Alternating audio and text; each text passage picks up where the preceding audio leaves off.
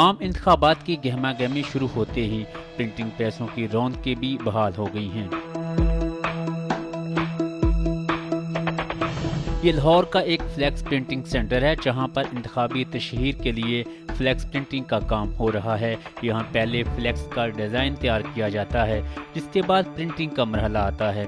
जदीद तरीन मशीनों पर मिनटों में दर्जनों फ्लैक्स तैयार हो जाते हैं।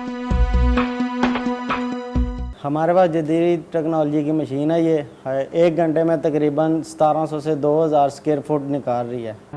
गुज़श्ता इंतखाबात में उम्मीदवार जहाजी साइज के फ्लैक्स बोर्ड तैयार करवाते थे, जिन पर लाखों रुपए खर्च किए जाते थे, मगर अब इलेक्शन कमीशन की तरफ से फ्लैक्स बोर्ड का साइज मुख्तस किए जाने के बाद एक ही साइज के फ्लैक्स बोर्ड बनाए जा रहे हैं। इसके अलावा गाड़ियों पर लगाने के लिए स्टिकर भी तैयार हो रहे हैं, लेकिन इस कारोबार से जुड़े अफराद खासे परेशान हैं। तो ये जो इंडस्ट्री थी फ्लैक्सिस की, ये तो बिल्कुल इस दफ़ा जो लोगों ने सोचा हुआ था कि 4 पैसे कमाएंगे, तो ये तबाही के दाने के ऊपर चली गई है। बड़े बड़े इन्वेस्टर्स, बड़े बड़े लोगों ने जो इन्वेस्टमेंट की हुई थी, लोगों ने मशीनें ख़रीदी हैं, लोगों ने बड़ा माल ख़रीदा, वो टोटल वो यूटिलाइज नहीं हो सका।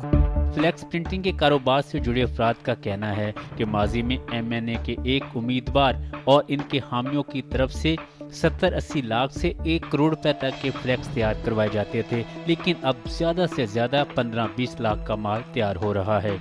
मार्केट में इंतखाबी तशहीर के लिए प्रिंटिंग का काम तो जारी है, लेकिन इलेक्शन कमीशन की तरफ से साइज़ की पाबंदी की वजह से वो गहमा गहमी नज़र नहीं आ रही जो 2013 में थी।